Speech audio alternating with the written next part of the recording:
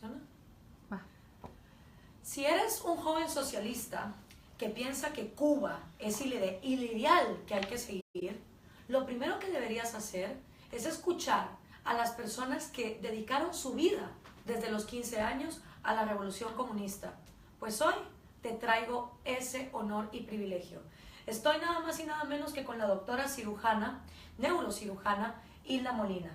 Hilda, desde sus 15 años, dedicó su vida a la revolución comunista cubana y fue parte de esta revolución durante 35 años. Ella, al igual que mi tía abuela y muchísimos jóvenes, renunciaron a una vida mejor porque pensaron que esa revolución iba a traer justicia, iba a traer paz. Mi tía abuela, Celia Torriente, en el año 1994, cometió suicidio, luego de 3 décadas de darse cuenta que todo lo que la revolución prometió nunca llegó. Hilda salió de ese régimen porque también se dio cuenta de esas injusticias y ha dedicado su vida a hacer entender algo que la gente no entiende, que si hay un imperio del norte responsable de la miseria que hoy está atravesando Venezuela y de lo que ocurre en nuestros países, ese imperio es la dictadura castrista, ese imperio es Cuba. Hoy, en esta entrevista, que para mí es un honor poder tener contigo, Hilda, yo quiero que primero hablemos de qué te lleva como una joven de 15 años a estar a favor de la revolución castrista, como tantos jóvenes hoy en América Latina. Ayer estábamos aquí en el mercado de San Telmo, la imagen del Che Guevara por todos lados. Uno no puede hablar más de ese carnicero porque todo el mundo lo ve como un referente. Y los jóvenes en América Latina están todos súper idealizados con el comunismo, el socialismo. Y creo que lo mejor es escuchar a quienes fueron jóvenes antes que ellos para saber qué los llevó ahí. Sí, bueno, primero es un honor también para mí que una joven con raíces cubanas, ¿no? Y latinoamericana sea tan inteligente y esté luchando tan duramente y tan eficazmente por esta verdad. El problema es que ellos no hablaron de revolución comunista. En Cuba la palabra comunismo apenas se hablaba de esa palabra. Se decía bajito, pero además no importaba, no se sabía. Se hablaba de una cortina de hierro. Él prometió, palabras textuales, una revolución humanitarista de los humildes, por los humildes y para los humildes. Y aunque yo tenía 15 años cuando ellos llegan al poder, aunque yo era de una clase social adinerada, era mi familia paterna y materna, siempre me dolió, pero me dolió de verdad el dolor humano. Entonces, siempre dije que quería ser médico para trabajar para los pobres. Y yo escuché, me acuerdo, sentada en el piso frente al televisor, su primer discurso con 15 años. No se mencionó la palabra comunismo, ni se habló de odio, ni se habló de quitarle las propiedades a uno para apropiárselas a ellos. No, se dijo que iba a ser una revolución de los humildes, por los humildes y para los humildes, una revolución de valores para tener la patria perfecta, donde íbamos a forjar el hombre nuevo. Dijo una cosa que a mí me gustó mucho, que nada más se iba a premiar el mérito allí. Y yo creo que una sociedad que premia el mérito es una sociedad importante. Yo también lo creo. Bueno, lo dijo, lo prometió. No va a haber enfermos que no tengan médico. Y yo siempre dije, quiero ser médico para los que no pueden pagar. Y de hecho todos en América Latina creen que Cuba tiene una excelente salud. Bueno, cuando yo diga por qué renuncié, vas a ver cómo yo desmiento ese bueno. mito, ¿no? Y que no iba a haber niños sin escuela, tampoco dijo que iban a convertir la escuela en un centro de adoctrinamiento. Entonces yo me acuerdo que yo le digo a mi madre, ya yo tenía una beca para estudiar medicina en España, Estados Unidos o Cuba, porque había sido el mejor promedio de bachillerato de colegios católicos de Cuba completa. Yo estudié en un colegio católico, la primaria de monjas y la secundaria, el bachillerato.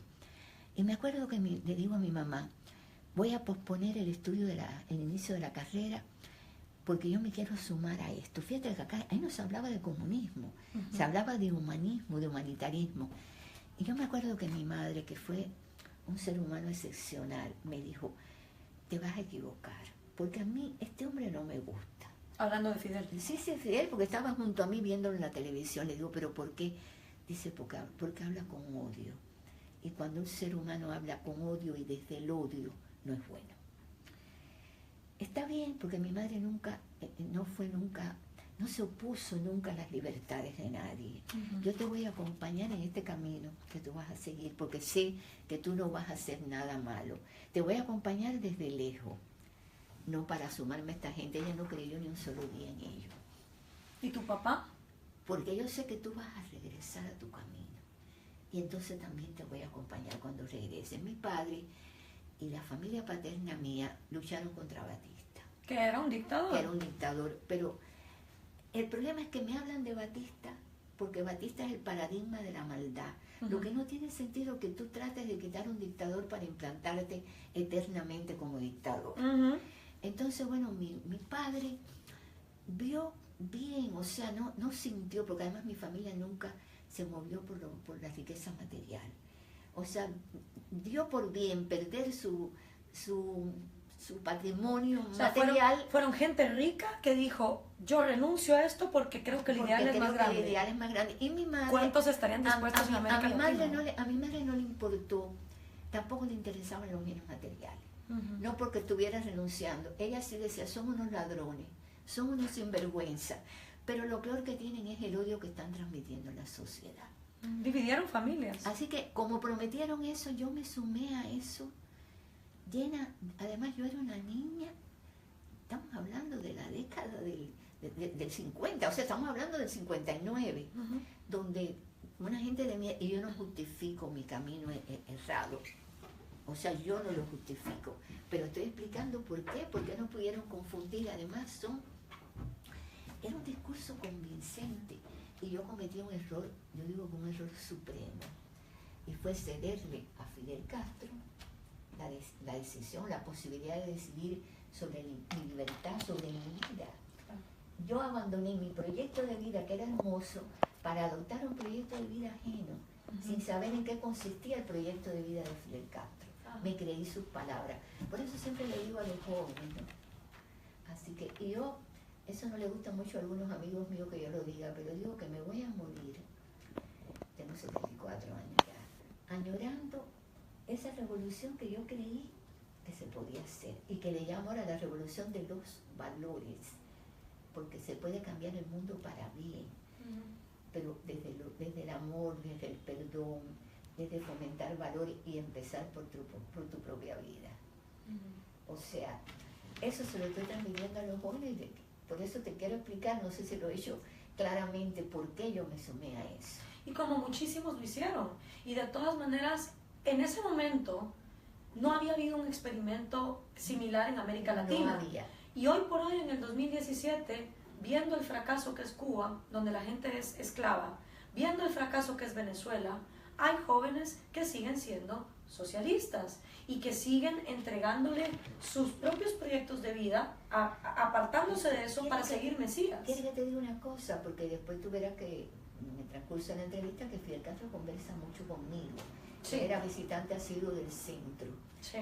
Él me dijo a mí un día, que a mí me sorprendió cuando me lo dijo, él iba a hablar de ciencia, hablaba de todo, y me dice un día, no creas nunca en ideologías ajenas. Y yo me quedé pensando, bueno, pero si él nos ha tratado de imponer ideologías ajenas a los cubanos, no creas, porque los teóricos escriben papeles y papeles para que los revolucionarios hagamos. No creas nunca en ideologías ajenas. Y ahí es donde yo compruebo, y sabiendo los libros que él leía, que él se fabricó un Frankenstein ideológico. Un Frankenstein ideológico. Frankenstein ideológico. Cuando yo supe los libros que leía, porque me los prestaba y quería que yo los leyera, yo me doy cuenta que él fue tomando de todas partes un poquito lo que le convenía. O sea, ni socialista ni comunista, él era fidelista.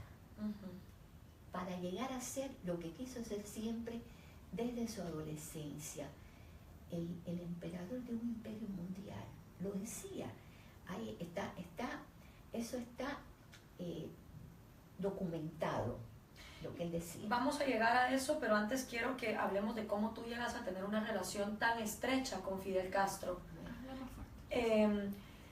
Tú entonces decides renunciar a tus becas en el extranjero. Posponerla. Yo dije, sí, de renunciar a la beca porque ya no le iba a conseguir más. Las becas renunciarla y posponer el inicio de la carrera hasta que la revolución me necesitara. Ah, ok, perfecto. Sí, Y te quedas entonces en Cuba exactamente. y empiezas entonces a prepararte como profesional. No, yo estoy varios años haciendo, por ejemplo, alfabetizando a todo lo que nos sometieron a los cubanos. ¿Cortaste caña de Sí, azúcar? como no, hasta la carrera. Ah, sí. Todo el trabajo en el campo. Y una cosa, como yo tenía tan buen promedio, estaba tan bien preparada, ellos enseguida me vincularon con la docencia. Ujú. Yo llegué a dirigir un secundario en Cuba y tenía menos edad que los alumnos. Wow. Sí.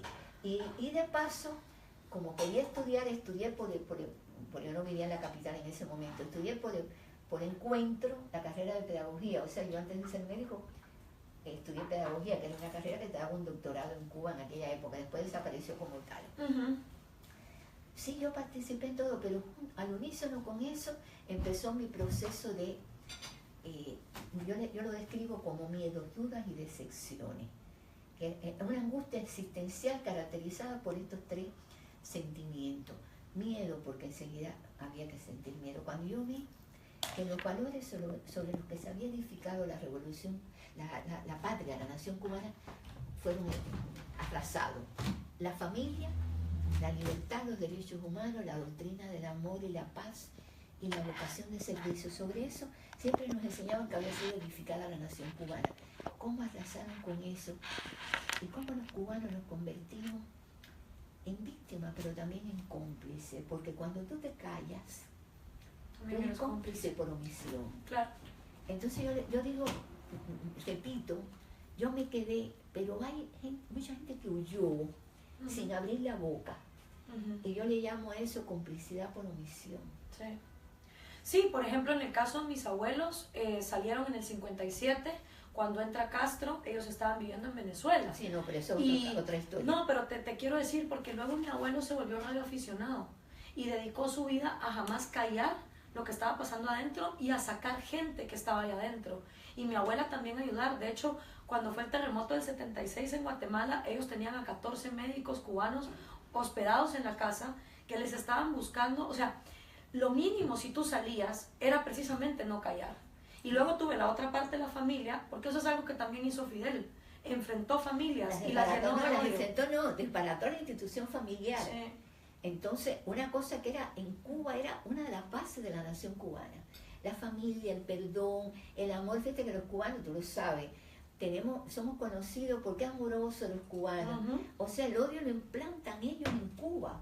El odio, el resentimiento, la división social. Yo enseguida, a mí me dice yo tengo una amiga psicóloga, yo no me veo como psicólogo, pero es amiga mía, me dice, tú no te diste cuenta, pero tú fuiste disidente siempre desde adentro. Claro.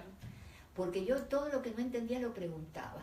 Eso es a lo que quiero llegar. Sí. A cómo empiezas tú a ser esa persona que cuestionaba. No, inmediatamente. O sea, a mí, primero con mi madre era diseñadora de moda. Ella me sigue haciendo mi ropita cuando le quitan la casa de moda. Y a mí me sentaban siempre en el banquillo los acusados porque decían que yo me vestía como una burguesa. Y era la ropita confeccionada por mi mamá. Y que yo no decía palabrota. Y que a mí me gustaba estar limpiecita y hablar como con la educación que yo había recibido. Y yo me acuerdo que yo lloraba y yo le decía a ellos, a los comisarios políticos, el problema es que yo trabajo más que ustedes.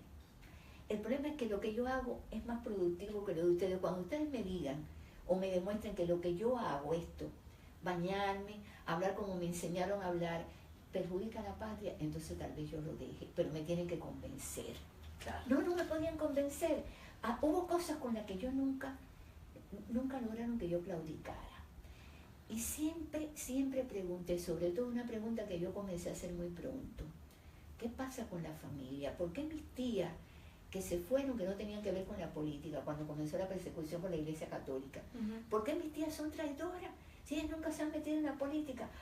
Tienes que entender, hasta que después me decían, cállate.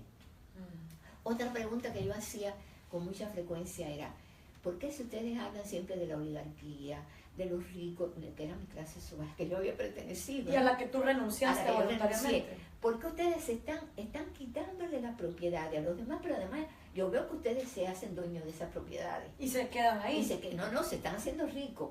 A mí, si es tan mala la oligarquía, ¿por qué ustedes se están convirtiendo en oligarcas? Respuesta. Bueno, porque las revoluciones tienen periodos de crisis. Digo, no, pero esa es una crisis evitable. Con que ustedes no lo hagan, resuelta la crisis. Claro.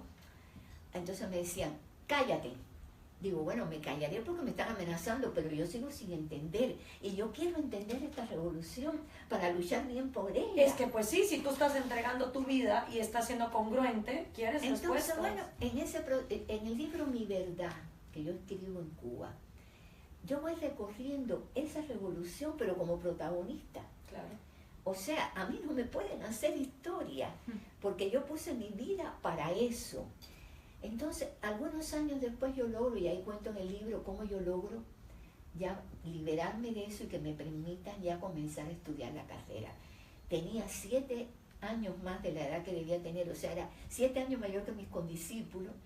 Tenía un niño, me había nacido mi hijo, me había casado, me había divorciado ya del padre de mi hijo, tenía mi niño de 6 años. ¿Qué año era este? Yo comienzo, a ver, súmale 7 años al 59, Sí, 66, por ahí. Y estaba llena de heridas sangrantes, de miedos, de dudas, de decepciones. Por todo esto, cuando comienzo la carrera de medicina, y allí me pareció que yo comenzaba a vivir. ¿En dónde estudiaste? ¿En la Universidad de La Habana? En La Habana. Porque yo no, o sea, yo digo que lo que yo siempre fui por encima de todo fue médico. Después madre y abuela también, pero médico sobre todo.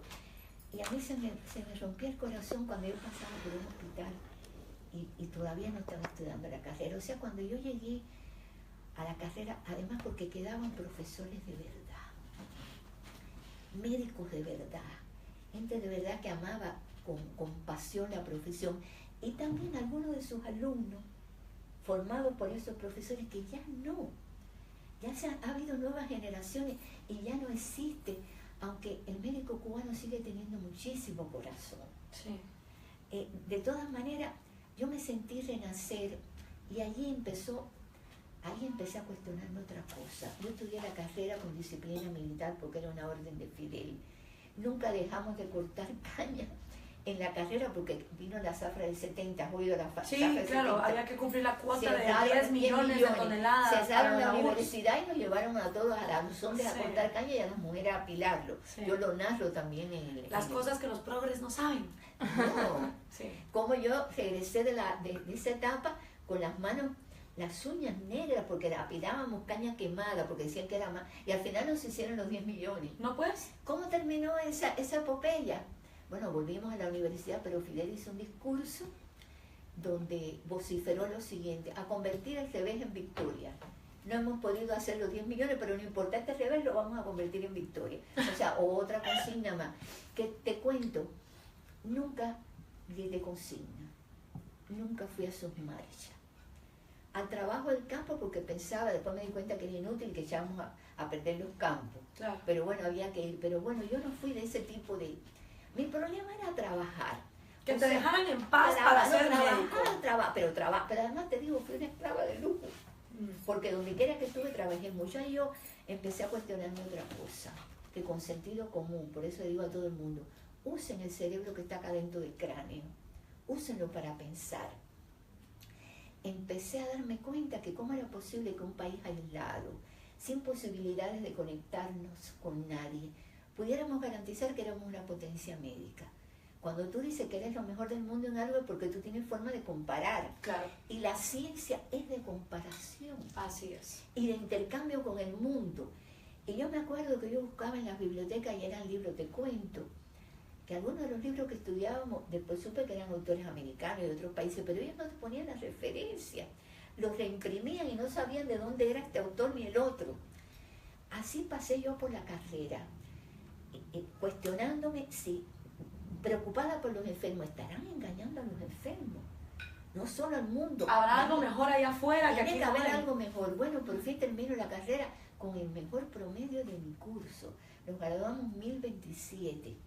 Yo leí el juramento, todo eso que se hace, los mejores. Tú fuiste la mejor entre En 1027. el 27, Wow. la mejor. A pesar de que tenía 7 años más que mis condiscípulos. Ahí, yo siempre contestataria. Lo que pasa es que era tan buena estudiante. Mis notas eran tan descomunalmente diferentes a la del resto. Que bueno, te das cuenta que no podían. Hay cosas que no te pueden quitar el mérito porque es imposible que te lo Aunque quiten. sea la misma educación y la igualdad, No. siempre el espíritu individual es distinto. Eso. Ahí me hacen, estudiando medicina, me hacen militante del partido, que otra cosa es importante que el mundo sepa. En Cuba hay un solo partido que es el comunista, pero tú no decides afiliarte a ese partido. Ellos te eligen como bueno y te hacen el honor de dejarte entrar al partido, que es lo que no acaban de entender. No, pero era militante del partido. No. A mí me llamaron un día y me dijeron, tú no tienes edad para el partido, pero eres tan excelente estudiante que te vamos a hacer el honor de darte la militancia del partido. Y tienes que decir que tenía la verdad, porque a mí me gusta decir la verdad, que es importante. Yo tenía miedo, dudas y decepciones, y cada vez me decepcionaba más, pero yo me sentía honrada, porque me estaban dando un reconocimiento. Me decían que yo era de lo mejor de la sociedad. Y tal vez fue un error, pero yo no cuestionaba si de verdad en el partido estaba lo mejor de la sociedad. Claro. Porque veía gente que no era lo mejor, veía otra gente que era mucho mejor, y pues no decir que estaban tan identificados, no entraban al partido. Y allí, por ser la mejor promedio, me dicen que puedo escoger la especialidad que yo quiera. El gobierno suele no decide qué especialidad hacen los médicos. Tú no escoges ni tu propia carrera. Mira, tu ¿Cuánta propia gente especialidad estaría dispuesta a que le escogieran la carrera que tiene que la seguir? especialidad también, que es puramente vocacional en medicina. Y yo digo, yo quiero ser neurocirujana. Y ahí, ¿qué pasaba? Que los neurocirujanos en Cuba eran hombres, y ellos no estaban al tanto, no querían estar al tanto de que había mujeres muy buenas neurocirujanas en el mundo. Me decían, no, olvídate. Digo, no, ¿cómo que me olvide? No. Ustedes dicen que me toca este derecho, que me corresponde. No, yo voy a ser neurocirujana. El calvario que yo tuve que recorrer para que me reconocieran ese derecho, pero por fin entré. Lo cual es irónico, porque luego dicen que el socialismo es más afín a la igualdad de la mujer y que no hay diferencias. Era, o sea, una cantidad de neurocirujanos que tenían atrasada las neurociencias en Cuba, que no se habían preocupado por mejorarla, pero machistas, prepotentes. O sea, yo entré en un mundo donde inclusive apostaron. Esta no termina, déjenla que entre. Hubo apuestas de los hombres. Y ahí yo sí me dediqué a averiguar qué pasaba en el mundo. Porque me di cuenta cuando comencé a entrar al quirófano a ayudar, que eran tan traumáticas las operaciones de neurocirugía, que tiene que haber otra cosa. ¿Por qué? ¿Cómo eran en Cuba? ¿Qué es el pilar de la medicina moderna? O sea, se siguen haciendo craniotomía, o sea, aperturas grandes del cráneo. Pero mi intuición me decía que cada vez tú tienes que ir por lo menos invasivo, porque el cerebro es muy noble el cerebro. Yo decía, si para entrar a un lugar a resolver un problema hay que entrar dañando tanto tejido, tiene que haber otro mecanismo. Además veía que se desahuciaban muchas enfermedades. Este está desahuciado, este no tiene arreglo. Digo, no, esto no puede ser. O sea, no le daban continuidad a... No, había enfermedades donde no les daban continuidad. Por ejemplo, las lesiones medulares, los pacientes parapléjicos con lesiones medulares, la enfermedad de Parkinson, la enfermedad de Alzheimer. pero ahí está su medicina, la mejor. Sí. Entonces, bueno, yo iba a la biblioteca y me ponía a registrar la biblioteca buscando información, hasta que un día me dice la bibliotecaria del instituto donde ya estaba estudiando la neurocirugía: doctora, ¿qué usted busca tanto acá? Carmen, yo busco información de verdad, de que venga de otro país. Carmen, no encuentro nada, quiero saber qué pasa en el mundo. Carmen se queda mirándome y me dice, venga para acá, me saca porque en Cuba sabemos que nos filman, nos graban. Me saca para un pasillo y me dice, mire doctora, hay unas revistas que llegan del extranjero, pero que nada más la puede leer ¿Todo bien? Todo bien. Por eso te dije el palito. El director era el mejor neurólogo de Cuba, un hombre muy bueno. Y ella me dice, no es que el director no le quiera prestar las revistas a ustedes, es que los comisarios políticos se lo prohíben. Pero yo se las voy a prestar. Si usted ve que entra alguien, escóndalas. Estamos hablando de material científico. Claro. Yo me siento en un rincón, me pongo a leer las revistas, en inglés estaba, y me doy cuenta, allí es una lectura rápida que hice en 1 hora, que ya se operaba de otra manera en el mundo la neurocirugía, que había tratamientos para enfermedades que tal vez no se curaran, pero que mejoraban. Y yo me acuerdo que yo empiezo a llorar ahí. Claro. Y me dice Carmen, no me llores si le presté la revista, ¿por qué llora? Le digo, Carmen, porque estamos engañando a los enfermos. Y ahí hice una cosa casi como suicida en Cuba. En Cuba había un delito que era relaciones en consulta con los extranjeros. Yo tomé las direcciones de los autores de esos trabajos que no sabía que eran tan importantes, las direcciones, hice una carta tipo en inglés y le dije, yo soy una humilde estudiante de neurocirugía, leí tal artículo suyo, ¿qué está pasando en el mundo con las neurociencias? Y tuve que hacer cola para conseguir papel, hacer cola para conseguir sobre, para poder mandar esa carta. Te digo que muchas cartas mandé. Y le puse que me respondieran, si me iban a responder, yo con poca esperanza, al instituto, porque digo, si me responden en la cuadra, estaban los comités de defensa de la revolución que se llaman, que eran los que recepcionaban las cartas y veían si tú recibías correspondencia del extranjero. Claro. Ahí enseguida comencé a recibir respuestas, de los que después serían mis amigos en la ciencia. Pero Carmen me dice, oiga doctora, le está llegando correspondencia del extranjero y usted va a tener problema acá. Y entonces, con la ayuda valiosa de esa mujer que ya está en el cielo, Carmen, pude seguir adelante porque me dijo, pero yo la voy a ayudar.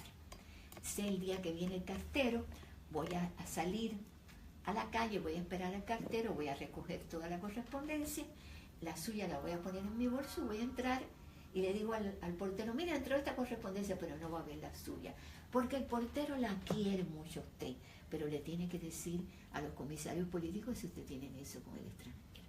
Claro. Así yo me fui haciendo de una biblioteca y fui... Es increíble cómo la voluntad de Carmen pudo haber sido de cobardía y de decirte no te ayudo, y entonces nada de tu vida hubiera cambiado. Pero tú sabes por qué me dijo Carmen que lo hacía. Porque ella me veía tan estudiosa, tan trabajadora, tan seria, queriendo a tanto a los enfermos, que dijo, no, si Carmen no me hubiera ayudado, yo hubiera, tal vez preso hubiera estado, claro, porque se hubiera descubierto, ¿no? Claro.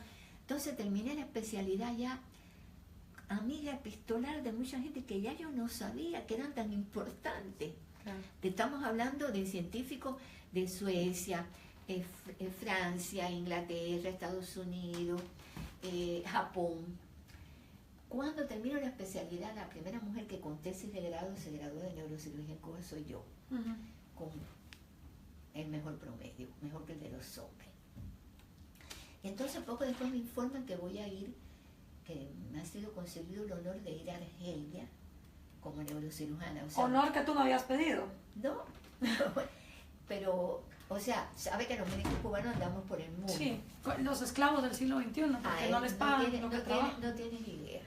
O sea, yo ya muy decepcionada, mi decepción final es en Argelia. ¿En qué año fue esto? Estamos hablando, esto fue en el año 79-80, que me dan la información que ya voy a Argelia. Y porque esto es para que los que nos están viendo vean cómo realmente una persona dedica su vida, o sea, desde los 15 años, ¿no? Nos sacaron de Cuba en el 30 de diciembre, que yo ahí cuestioné por qué no nos dejaban recibir el año con la familia. No, porque hay un terremoto en Argelia. Mentira, había habido un terremoto, pero antes, no en ese momento que ameritara.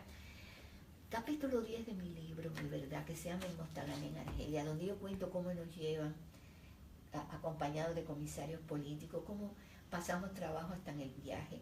Es la primera vez que yo me monto un avión en tu vida para ir al extranjero.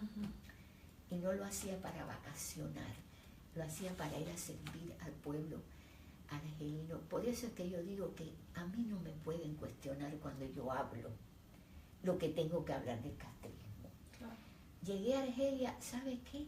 Era joven, una joven profesional, pero con la ilusión de iba a hacer neurocirugía de catástrofe, porque era un terremoto, que era mentira. Esa fue la primera mentira que había habido terremotos muchos en Argelia, pero no se justificaba que nos separaran de la familia al finalizar un año, comenzar otro. Ahí yo cuento, primero cómo me ponen un documento en la mano para que yo lo firme. Tengo al embajador cubano delante. Firma ahí, pero yo obviamente empiezo a leer. Dice, no leas nada, firma. Digo, no, yo no firmo nada que no lea, y mucho menos en un país que no es el mío. Yo soy el embajador, digo, no, a mí no me importa que usted sea el embajador, yo voy a leer el documento. Claro. Está en francés, me lo dice irónicamente, y yo en el mismo estilo, yo no suelo usar estos estilos, le digo, pero yo leo francés, porque las monjas en las que me eduqué me enseñaron francés. Y no quería que lo leyera porque era el contrato, donde se decía, lo teníamos que firmar todos los médicos que estábamos allí, lo que el gobierno argelino le iba a pagar a los Castro por mi trabajo. ¿Por tu trabajo? Por mi trabajo. O sea, nada de gratis, nada de, ay, qué lindo, qué lindo no, Castro que manda a la gente de gratis. Qué generosos son. Sí. Ya yo después cuando Qué digo, lindos. el médico cubano sí es generoso, entrega su vida, Claro.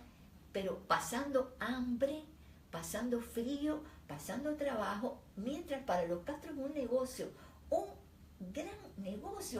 ¿Cuánto recibió Fidel $1 Castro por millón ti? de dólares por mi trabajo. $250,000 Sí, en el porque año era 80. entre el 80 y el 83. $250,000 por Porque trabajo eran médico. las operaciones de neurocirugía. Yo estuve de guardia los 2 años y tanto, estuve de guardia todos los días, por cada guardia se pagaba. Las consultas.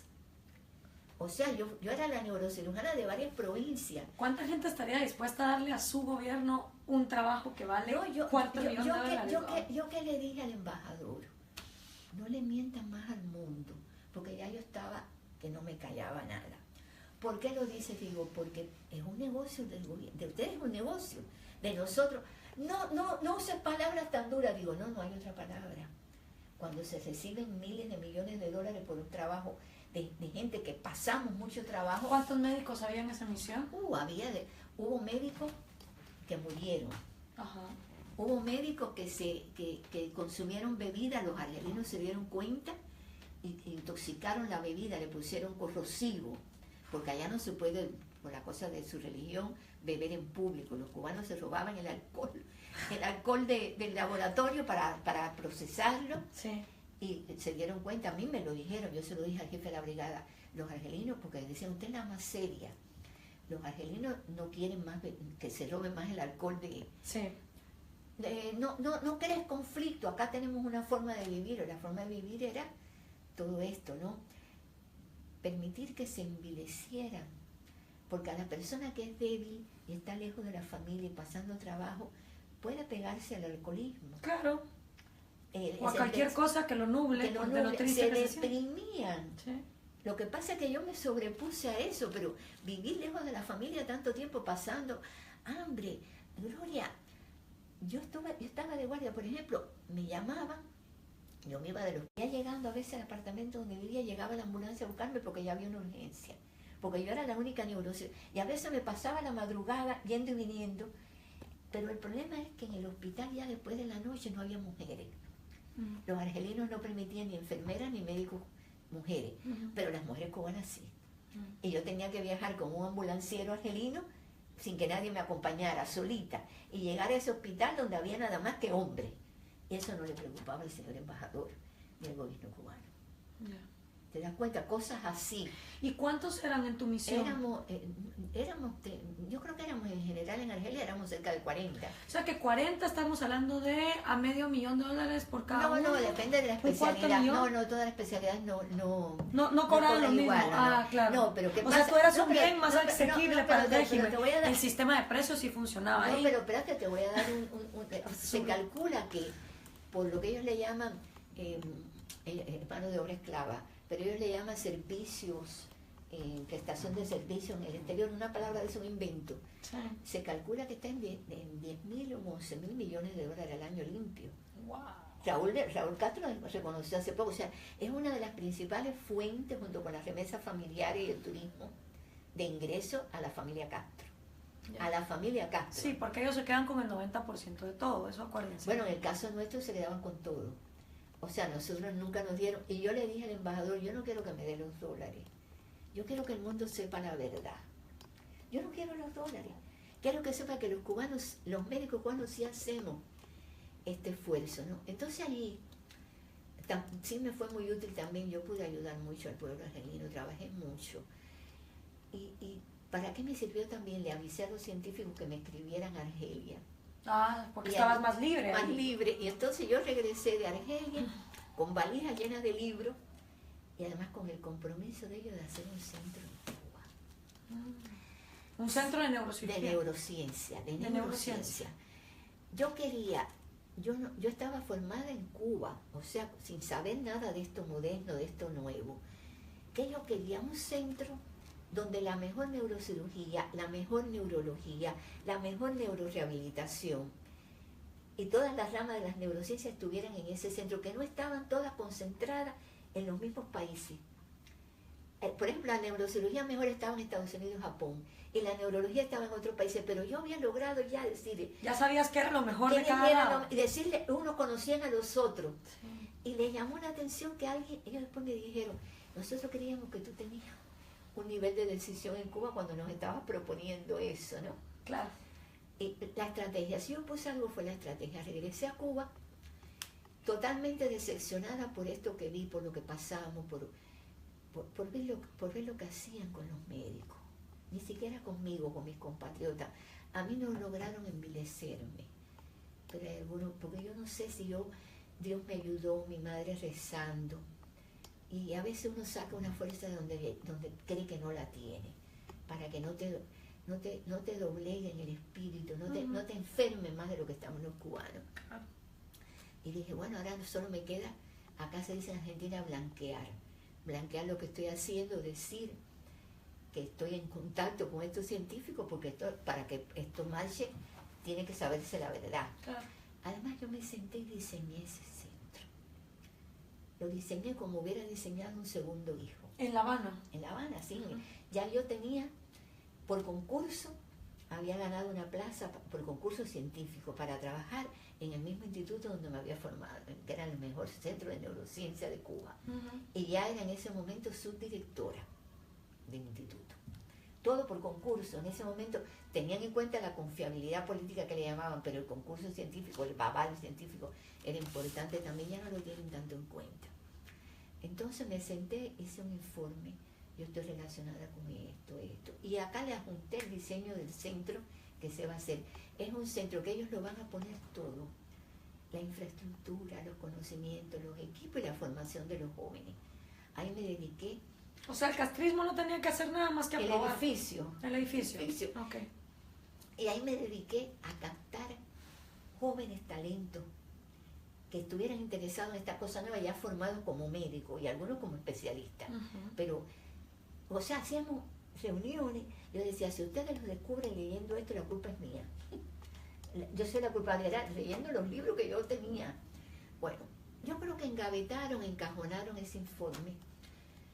Y unos meses después, un buen día me fueron a buscar al instituto unos señores muy amenazantes que yo tenía que ir porque el comandante quería hablar conmigo. Yo jamás en mi vida había visto a Fidel Castro personalmente y me acuerdo que le dije, yo estaba absorta en mi trabajo, le dije, ¿qué comandante? El comandante en jefe, ¿cómo? Y me llevaron y yo iba muerta de miedo. ¿Por qué? Porque dije, se descubrió, vieron el informe, sabe Dios lo que piensa, y yo no pensé en mí, pensé en mi hijo, que ya era un adulto, médico, especialista y médico de ese centro. ¿En qué año fue médico esto? Esto estamos hablando al año 86. 86. Estaba estudiando la especialidad. Bueno, y de pronto llegó, no fue al Palacio de la Revolución que le llaman, era el centro de convenciones donde estaba él hablando con mucha prensa. Hay una foto mía donde él me tiene el brazo por arriba, él está joven y yo estaba más joven y yo estoy joven. Y bueno, mis detractores, que está bien, que Dios lo bendiga, dice, pero era la linda de Fidel, porque él me tiene el brazo por arriba, pero no, en ese momento él me está llevando para una oficina y me está diciendo, qué bueno que viniste. Y yo pensando, pero si me acaban de traer, como si yo tuviera opción. Y ahí en la oficina esa, él de una forma muy agresiva. Vestido con su uniforme verde olivo. Su uniforme alto como era, y yo chiquitica, me manda a sentar, yo me siento. Explícame qué tú estás haciendo. Y yo le digo, ¿a qué se refiere? Bueno, yo estoy viendo enfermo. ¿Se refiere al contacto con los científicos? Sí. puedo ser sincera. Dice, no, puede ser, no, tienes que ser sincera. Y ahí es donde yo me encomiendo a Dios y le digo, mire, comandante, usted me disculpa, el problema es que las neurociencias cubanas están atrasadas. Y yo creo que los enfermos cubanos no se merecen eso. Y yo busqué ayuda. Es todo. ¿Cómo que están atrasadas? Él sabía que estaban atrasadas. Obvio que lo sabía. Él lo sabía todo. Digo, con el mayor respeto usted me permite que yo le explique. Y entonces, como Fidel Castro era de una inteligencia superior que el mundo ha subvalorado, Sí. una inteligencia superior para la maldad, pero superior, se sentó. Porque dijo, o la escucho o la mato. Y ahí empezó un interrogatorio de muchas horas, donde él se interesó y donde él se dio cuenta, parece que le habían transmitido un chisme, que había una neurocirujana joven en contacto con el extranjero, y creo que los términos que se manejaban eran de espionaje. Espionaje. Uh-huh. Y él se da cuenta que no, que tiene delante una mujer amante de la medicina, que lo que ha hecho es algo totalmente inconsulto e ilegal en Cuba, pero por los enfermos. Y empieza a interrogarme, ¿pero quiénes son los científicos? ¿Pero cómo no? ¿Pero cómo que? Y le digo, usted no leyó porque yo presenté un proyecto explicándolo todo. No, no tengo el proyecto. ¿Dónde está? Digo, bueno, hay una copia en el instituto donde yo trabajo. Vamos allá. Era ya de madrugada. ¿Todo el día habías pasado ahí? Era buena parte del día.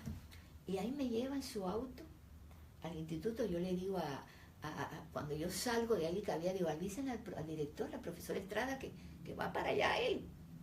Los enfermos, imagínate, cerraron las calles, todo ese lío. Y ahí se leyó el proyecto. Y me dijo, esto está aprobado. O sea, se puede hacer el centro. Y ahí es donde yo le digo, el comandante es un centro internacional. O sea, le estaba diciendo, no es suyo. Me lo has dicho 3 veces. Sé que el centro es de los científicos, o sea, el proyecto de los científicos es tuyo, pero sabes, una cosa también es mío ahora. O sea, me dijo, esto no se hace si yo no lo apruebo. Claro. Tengo que decir que nunca intervino ni dijo hay que hacer esto, ni este científico está bien, ni este científico. Siempre preguntaba, pero nunca se dio una obra que estaba en construcción, que no avanzaba para que fuera lo que sería el edificio. Y mientras esa obra se hacía, que yo puse ladrillo, toca acá. Es un callito, ¿no? Sí. De poner ladrillo en haciendo la obra de ese centro con la ilusión de que iba a ser para los enfermos cubanos. Mientras los jóvenes que yo había escogido iban a esos países, hasta el pasaje se lo pagaban los científicos, a estudiar en 6 u 8 meses todo lo nuevo que no se sabía en Cuba en las diferentes ramas de las neurociencias. Y ella, a partir de allí, yo diría, la palabra no sé si utilizar, que nunca se separó, nunca dejó de hablar conmigo. Iba a la obra primero, siempre me preguntó, ¿cómo va la obra? ¿Por qué le llamaba la atención que él me dijo, si te doy una obra que no avance y te pongo una brigada constructora, tú la diriges? Digo, no, me tiene que poner uno que entienda de eso. ¿Pero qué usted quiere? ¿Que yo garantice que se haga la obra? Yo se lo garantizo. Y él veía que mientras otras cosas no avanzaban, esa obra avanzaba. Claro. Y ya yo era amiga de los constructores y yo ponía ladrillos con ellos. El sueño de todo progre, que Fidel Castro te respete, te pide tu consulta, te pida un consejo. O sea, él al final te tenía admiración. Me admiraba, pero yo te voy a decir, porque después, cuando él estigmatizaba a sus ministros y los agredía, me ponía de ejemplo, yo le decía con suavidad, pero déjelos pensar. Como diciendo, yo hago esto porque estoy pensando. Porque a mí me está dejando mi cabeza. Porque yo le pasé por encima a usted. Claro, claro. Que fue lo que nunca le dije con estas palabras, ¿no? Pero se lo decía. No estarías aquí sentada. No estaría sentada. Bueno, entonces se inaugura en el 89 el centro, él lo inaugura, van los científicos, allí los conoció a todos. Él se sentía feliz de conocer a otros gente que las conoce por mí. Y los científicos, obviamente, era una novedad conocerlo a él. Muchos me decían, cuidado, nosotros te vamos a ayudar, lo hacemos por los enfermos cubanos, pero en este tipo de sistema nada llega al final bien. Muchos me lo decían. Y bueno, después yo entré ya poco a poco, estudié, me superé. Yo fui respetada en esa comunidad, gracias a la ayuda que me dieron esos científicos. Y ese centro se convirtió en un templo del humanitarismo. y de la ciencia. Y yo digo a veces que en un país donde nada funcionaba, ahí yo logré personas decentes, comprometidas con la ciencia, como eran todos los trabajadores allí, porque los dignifiqué la tarea. Yo digo que era como un ramo de orquídea en un estercolero, porque yo no digo palabras feas, pero bueno, me parece que así. Y bueno, ahí empezaron, o sea, dirigir ese centro no era fácil. Él se convirtió en visita sistemática del centro. Un buen día me dijo, entraba al centro, en este salón yo quiero cuando yo venga a hablar contigo acá en este salón. Y yo me voy a sentar acá y tú te vas a sentar acá. Ah, bueno. Mi madre, que ya era una persona mayor, como yo estaba tantas horas trabajando, me la llevaba para el centro, para que no se quedara sola en la casa. Y él llegaba, saludaba a todo el mundo, se agachaba a darle un beso a mi mamá, y mi mamá siempre con el rosario en la mano. Me dijo, si él piensa que yo te voy a dejar hablar sola con él en ese salón, está equivocado. O sea, tu mamá tenía miedo de que él al final te manipulara. No, ella decía, porque hablan de que el diablo manda emisarios al mundo, pero en este caso bajó personalmente, me decía mi mamá. No es un emisario del diablo, es el diablo en persona. O sea, tu mamá ni siquiera, porque eso pasa también mucho en estos regímenes socialistas, que los papás cuando ven que sus hijos salen enchufados, por ejemplo en tu caso, tu mamá pudo haber dicho, bueno, a mi hija ya le dieron el centro, me cae mejor Fidel, pero tu mamá se mantuvo firme. Ella veía que yo ese centro lo estaba luchando, que el régimen, sus mecanismos eran anti lo que yo quería hacer en ese centro. Claro. Que yo quería valores de esencia y no era posible, que yo tenía que luchar. Además, ella nunca se despegó de mí y era como el ángel de la guarda en la tierra que yo tenía. Ella nunca me habló. Allí, yo le hice un perfil a ella. Yo me di cuenta de lo que yo tenía delante. Y sé que la CIA lo ha estudiado a distancia, pero una persona de las neurociencias, haciéndole un perfil directo, eso no es... o sea, no era una oportunidad cotidiana. No, pues. Estudié muchísimo los perfiles. Además hice otra cosa. Cuando él llegaba yo ponía la hora de llegada. Cuando se iba, la hora que se había ido, y trataba de recordar todo lo que me había dicho. Todo lo que decía. Y yo terminaba llorando. Hay psicólogos que me han dicho, yo no he ido a psicólogos, son amigos. Era como el bien y el mal. Y no sé cómo estas cuerdas, ¿no? Porque lo que ese hombre decía, para que yo admirara lo que decía, su pensamiento no tiene, es tenebroso, no tengo otra palabra. Él no me decía, yo te voy a definir lo que opino de familia, pero en el contexto de la conversación decía lo que él pensaba de la familia, de la maternidad, del pueblo, de la amistad, del amor, de la música. Yo lo tengo. Estoy escribiendo un libro que se llama Fidel Castro se confiesa, o Confesiones de Fidel Castro, con capítulos corticos que se llamen eso, el pueblo, la amistad, la maternidad, la familia. Son como 40 ítems, donde está su pensamiento textual. Y allí fue... Me pregunta por qué hablaba esas cosas conmigo. Yo creo que pensar que se trataba de una pobre persona sometida a ese régimen, que fuera capaz de pasarle por arriba sus restricciones y lograr ese centro, para él fue como un reto, ¿no? Y él quería que mi cerebro pensara como él quería que pensara. Claro. Los nazis hacían lo mismo con algunas judías. Él no sabía que yo lo estaba estudiando. Claro. Él estaba tratando de robarme el cerebro y yo lo estaba estudiándolo. Entonces yo lo vi armar todo. Además él dirigía de manera muy improvisada. Llegar a un lugar, mandar a buscar a un ministro, llamar por teléfono. A veces invitaba a un científico de otro centro, porque era muy amante de los científicos, que no sé si se quedaría tan aterrado como yo, porque yo era incapaz de comentar solamente con mi mamá. Eso, yo llené 40 cuadernos, 41, y los saqué de Cuba, están a salvo, con todo eso que yo noté. Entonces yo lo vi armar el socialismo del siglo XXI. Y quiero entrar justamente a eso porque hemos pasado hablando mucho acerca de cómo tú llegas hasta acá, pero es increíble cómo hay tanta gente que niega que Cuba está metida en todo lo que está pasando en América Latina y que culpa a Maduro, ni siquiera a Chávez y menos a Fidel. Gloria, yo te felicito. De lo que está pasando. Porque en medio de tanta superficialidad peligrosa de los políticos de varios países, tú tienes una claridad para decir las cosas, pero lo has hecho en base al sentido común, Sí. a tus neuronas pensando y a tus estudios. Yo siempre digo, yo no soy una persona de la politología ni de las ciencias sociales, yo no soy una analista, pero yo sí sé de mi país. Y además creo, en Cuba todo está politizado, aunque tú no quieras, la vida a mí me ha obligado a saber un poquito de política. Pero esto además yo lo viví. Fidel Castro me dice, además, ¿por qué me decía esas cosas? Bueno, porque él me dijo un día, yo quiero mujeres inteligentes en la política. Le digo, yo soy una mujer de las neurociencias. Yo no sé de política. Pues tienes que aprender porque la patria lo necesita. Me prestaba libros. Yo le dije, comandante, si yo me leo todo esto, yo no puedo leer neurociencia, yo tengo que estudiar, yo tengo que dirigir este centro, yo voy a congresos, yo presento trabajo, yo doy charlas científicas, yo voy a congresos. Me dice, sí, tienes que hacer un esfuerzo, tú puedes.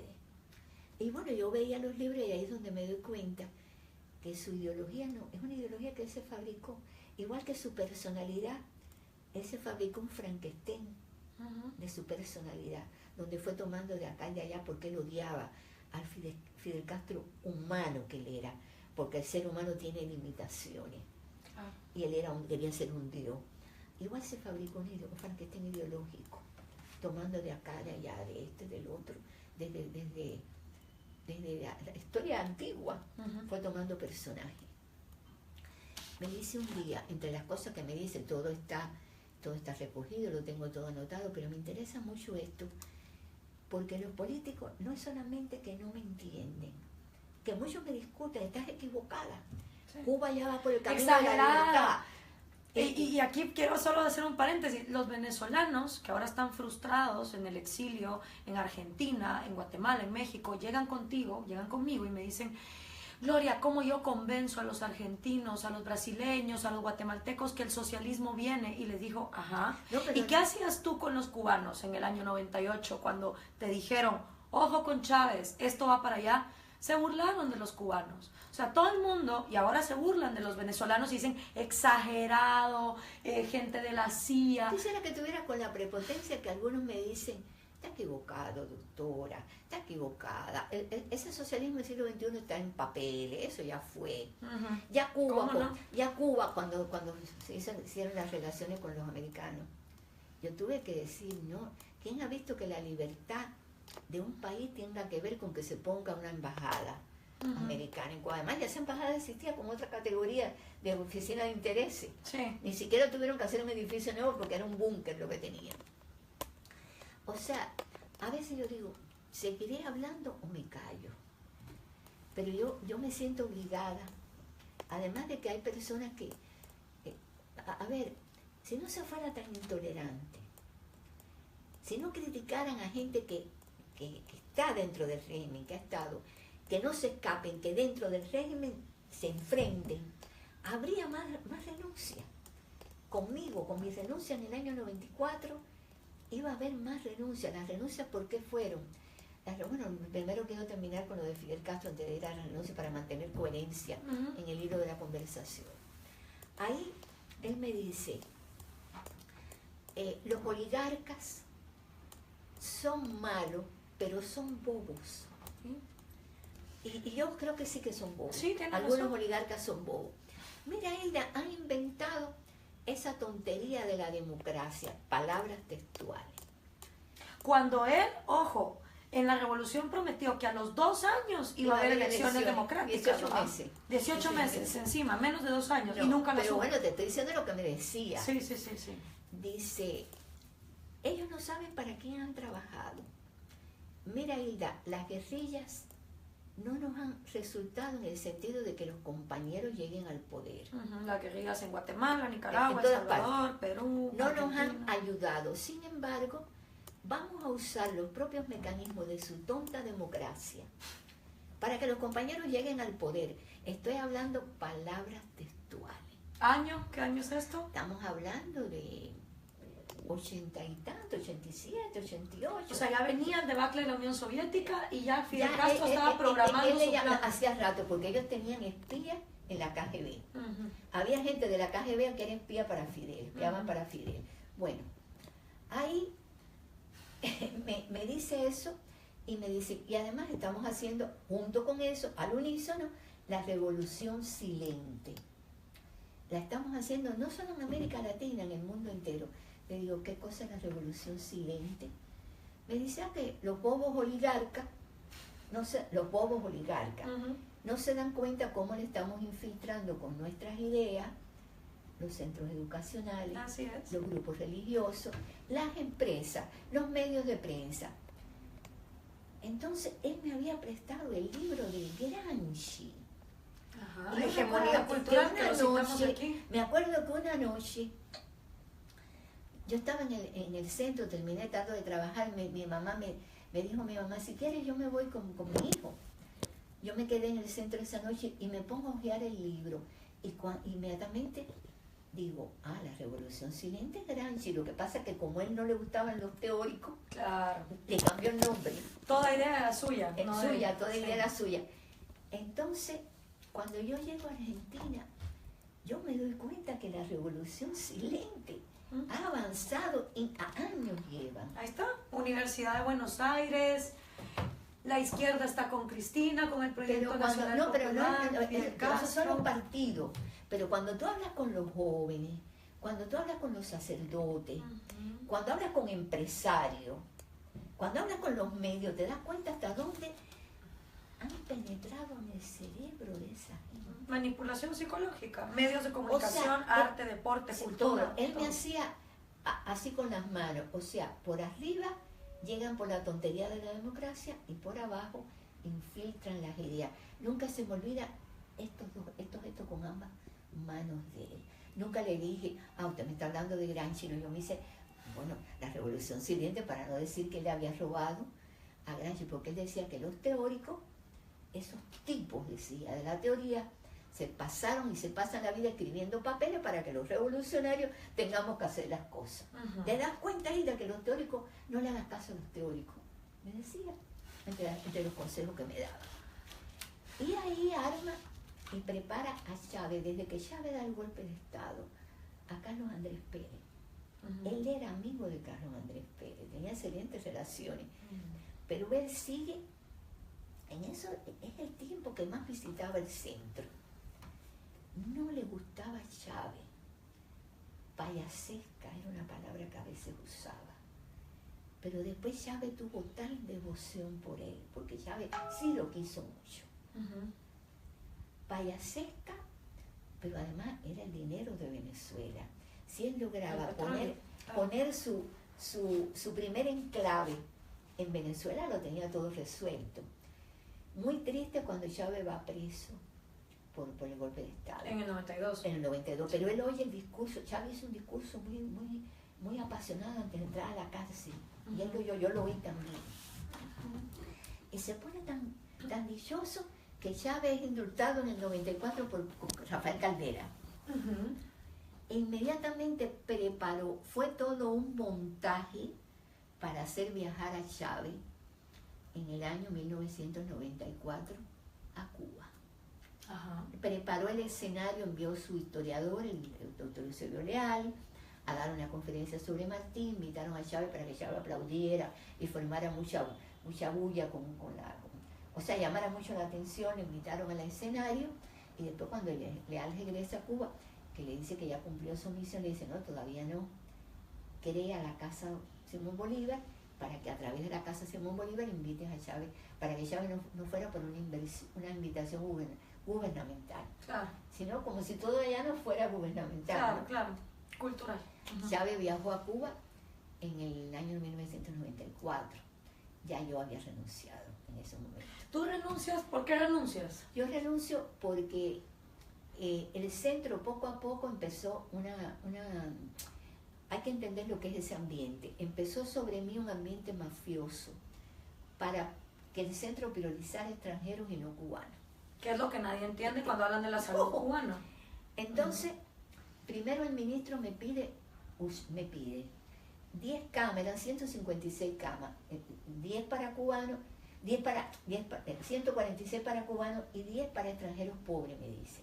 Digo, no, pero, mire, usted me disculpa, pero los extranjeros mejor que se vean en sus países, porque este centro es Para cubanos. muy complicado y es para cubanos. Bueno, pero es generosidad. Bueno, 10 camas para... De verdad fueron gente pobre, pero ya poco después me dice que esas camas tienen que ir extranjeros que paguen. Entonces ahí yo le digo, las camas esas van a ser un negocio para ustedes. No seas tan dura. Digo, no, yo no tengo otra palabra. Cuando el capitalismo entra en el comunismo no hay que ser Yo no duro. tengo otra palabra. No, porque el dinero que eso dé será para obras sociales. Digo, no, pero es un momento. Una obra social es este centro. Claro. Porque es para los enfermos. Bueno, es perfecto. 10 camas para extranjeros. Pusieron una oficina para cobrar a esas 10 camas. Se llevaban el dinero todos los días en un autico blindado y le llegaron a sacar hasta 9 y 10 millones de dólares a esas camas. 9 y 10 millones de dólares. Pero ¿Cómo le yo- gusta el dinero al comunismo? Pero yo decía, bueno, 146 para cubanos. Pero cuando yo necesitaba un equipo, algo urgente, que se lo pedía a las autoridades, pídeselo a los científicos amigos tuyos. No tenemos dinero para eso. Digo, ¿y el dinero Que se que están dan las llevando. camitas esas? Eso es para obras sociales. Digo, pero este centro es una obra social. Bueno, muchas veces me hicieron llorar, porque yo no podía, yo tenía que admitir que me dijeran, pídeselo a su... Digo, no son mis amigos científicos, son los que están ayudando a los enfermos cubanos, no amigos míos, no, bueno, sí, son mis amigos en la ciencia, pero no me, como diciendo, acá no moleste. Claro. Entonces, cuando yo vi que ya, yo diciendo ni una cama más, ni una más, y ahí empezaron, un día el ministro me dijo, en vez de discutir tanto, acuérdate de tu hijo. Como diciendo, cuidadito y seguir Cuidadito, molestando. si sigues molestando. Mi hijo ya era médico de ese centro, ahí temblé. Entonces, en una de las visitas que él hace, yo le digo, comandante, nunca yo le había dado queja. Quieren dolarizar el centro, porque usted sabe que yo no voy a permitir eso. No, claro, no lo permitas, me dice. Digo, no, yo llevo un año luchando, pero yo no... Porque si se dolariza, convengamos que ningún cubano iba a poder entrar. No, era sacar a todos los cubanos y lo tenía que sacar yo. Claro. Yo que era la directora, ¿te das cuenta? La madre de ese centro. Sí. La que le había regalado eso al pueblo, a los enfermos cubanos. Sí. Tenía que cometer la infamia. Yo le digo, Cuando la revolución se suponía era porque los cubanos iban a estar de los mejor. humildes, por los humildes, Sí, para los humildes. así. Sí. Yo le llamaba un crimen de lesa patria, ¿sabe? Lo dije al ministro. Entonces me dijo, no lo permita. Digo, mire, la verdad que yo llevo un año luchando contra esto, pero ya yo no puedo. Yo nunca le he pedido nada a usted. Por favor, no lo permita usted. Y yo le arranco una parte. Usted me da su palabra de honor. Que esto, entonces ahí lo manejo como un psicópata que era. Porque no quiero hablar de su perfil, pero era así. Le digo, usted no ve cuando usted viene, como los enfermos lo aplauden, como lo quieren. No se lo quiten, no le quiten este centro a los cubanos. Claro, tú ensalzándole la personalidad psicópata para que no le quitara el centro a los cubanos. Sí. Me dice, no, eso no va a pasar. Digo, usted me lo promete, yo te lo prometo. Y se va y siguen las presiones. Digo, no, es él. Es él. Porque si él le dice al ministro, está bueno ya, paren esto, no le digan más nada a ella, no la amenacen más, eso es para... Se hubiera acabado en un segundo, pero seguían. Yo dije, no, un momento, es él. ¿Por qué? No sé, pero es él.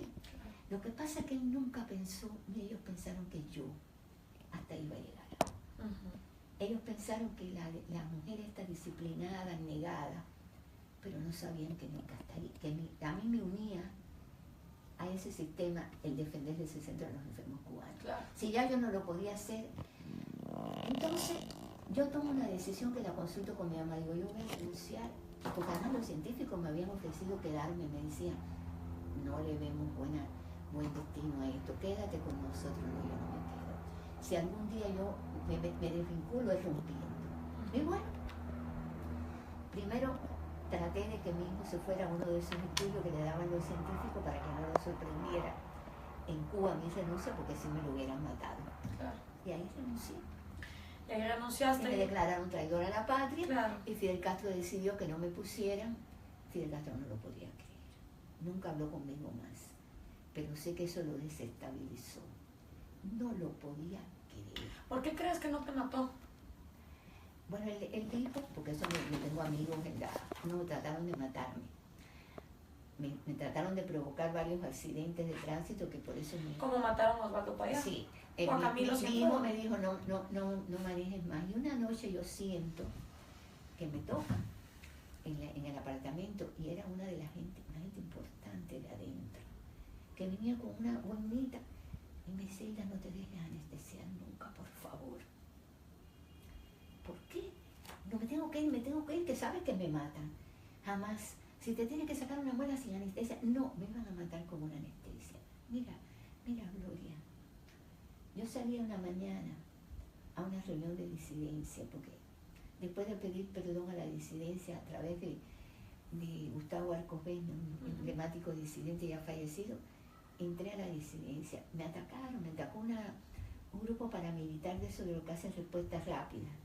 Los vi venir y me fracturaron el arco superciliar, me golpearon, yo aparecí tendida en el suelo llena de... Y esta muñeca se complicó. Es una complicación de SUDEP, yo tengo un dolor crónico. Yo nunca lo digo ni la muestro porque a mí no me gusta victimizarme. Pero como están oyendo los jóvenes de tantas partes del mundo, para que lo sepan. Claro.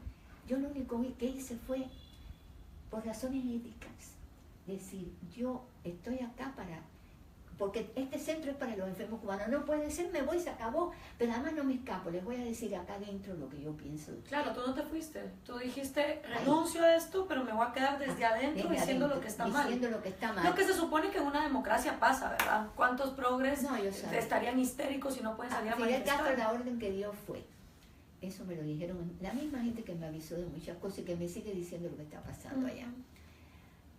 No la pongan detrás de las rejas, porque es muy conocida, tiene 50 años ya. Eso es lo que más miedo le tiene. Es muy conocida por los científicos. ¿Qué lío van a armar? Pero no se preocupen que yo le voy a armar una cárcel especial para ella. Ella se va a arrepentir. Porque yo le dije al ministro, dígale a Fidel Castro de parte mía, que no me voy a callar. Porque tú eres agente de la CIA. Digo, no, yo soy la misma revolucionaria de los humildes, por los humildes, para los humildes. Lo que pasa es que ustedes son unos farsantes. Claro. Yo los mentirosos. Claro. Yo quiero esa revolución de los valores, de la decencia, del amor, del perdón. No quiero mentira, no quiero gente que se encaramen, se suban sobre los pobres para hacer su propio imperio, mientras se hacen millonarios.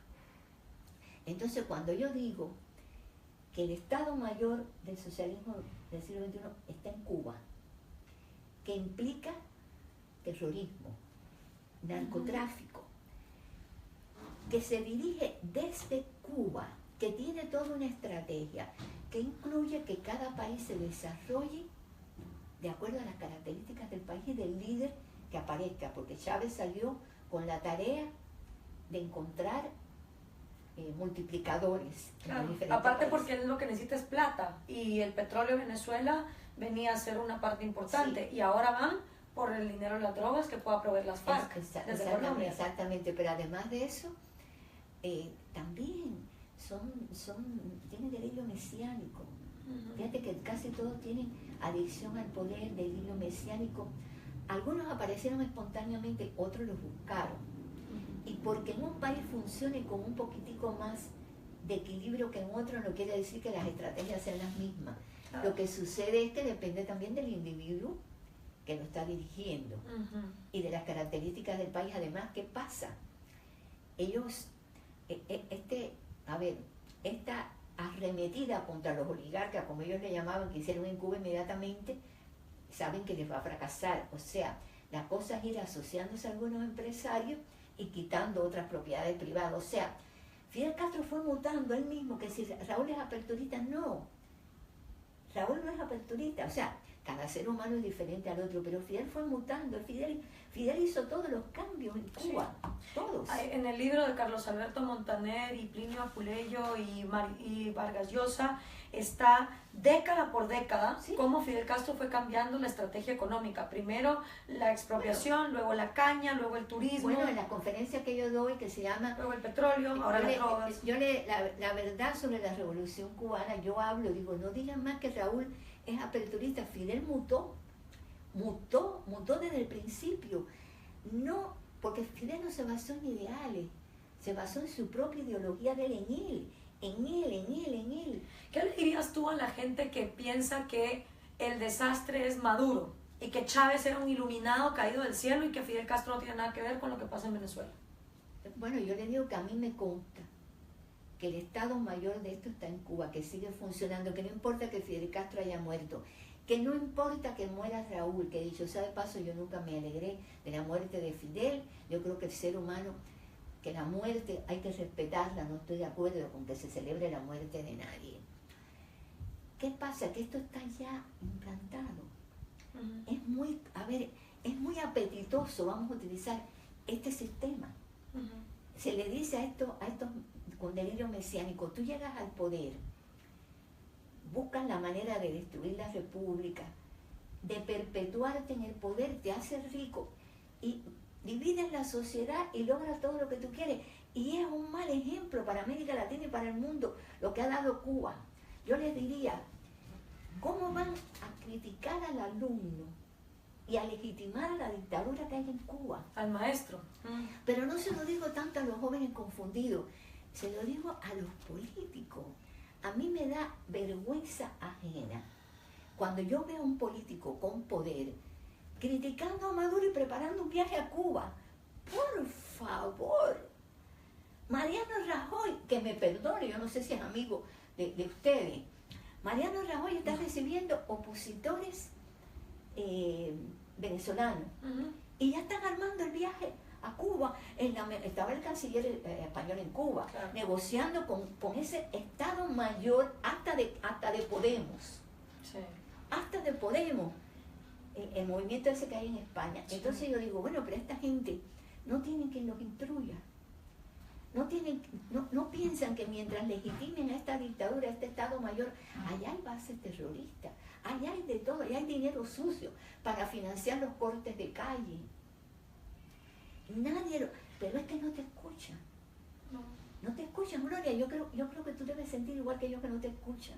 Sí, es frustrante. O sea, y sobre todo el que no quiere ver la realidad, porque lo que yo respeto de ti, que es también lo que respeto de mi tía abuela, pues yo tengo sus cartas desde los 60 hasta que se suicidó en el 94, y tú vas viendo cómo la gente que genuinamente creyó en la revolución se iba decepcionando, porque la gente que es intelectualmente honesta, sí, cuando la realidad le demuestra una cosa que es distinta, abandona el fanatismo y dice, esto va mal. Tú usas y eso tu cerebro. Claro, eso es lo que yo respeto de ti, lo que respeto de mi tía abuela, la que nunca conocí más que a través de cartas. Y es la gente que genuinamente dijo, ok, vamos por la revolución. Y al ver los negocios, la mafia, la corrupción, la agenda, dijo, no más, no participe más. Pero déjame añadir otra cosa. Sería bueno que lo vieran. Sí, cuéntame. A mí Fidel Castro me dijo, o sea, yo tengo todo escrito, toda la estructura de lo que es el socialismo del siglo XXI. El nombre lo escogió, se lo robó Fidel a Heinz Dieterich, que es el de la teoría del socialismo del siglo XXI, que es un sociólogo, politólogo, un sociólogo que es de origen alemán, pero vive en México. Le roba hasta el nombre, se lo roba, le dice a Chávez que lo contrate de asesor para poderse robar el nombre. A ver, yo digo, le costará tanto trabajo darse cuenta que es obvio, que esto otro que pasa. Por ejemplo, se habla mucho de las relaciones de Chávez con Irán. Sí. Quien trae Irán a esta región es Fidel Castro. Sí. Amigo de la Ayatollah Khomeini.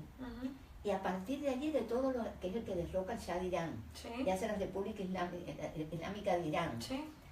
Y a partir de allí... Ahmadinejad. Ahí están los videos de Chávez. Él lo une con Chávez. Es Fidel quien lo une con Chávez. Es Fidel. Es en Cuba. Sí. Hay bases de terrorismo. Igual que el Foro de Sao Paulo, es Fidel con Lula da Silva. Bueno, es Fidel, y él pone a Lula como si fuera, ¿por qué? Porque él consideraba que el Partido de los Trabajadores de Brasil era más grande, más importante. Bueno, y eso de usar imágenes más atractivas y carismáticas desde que usó al Che, y después lo dejó morir en Bolivia, no, pues. lo dejó O sea, morir, no. Le armaron una estrategia para que muriera. mm. O sea, lo llevaron a la muerte para hablar. Entre el Kremlin, el Partido Comunista Boliviano con Mario Monge y el castrismo. Bueno, pero es que Castro hizo eso con Camilo Cienfuegos, con Sí, Huber Matos, con con el Huber Che Matos. Guevara, con Lula da Silva, con el que él pueda utilizar, lo utiliza. Pero, bueno, la característica propia de la personalidad del psicópata.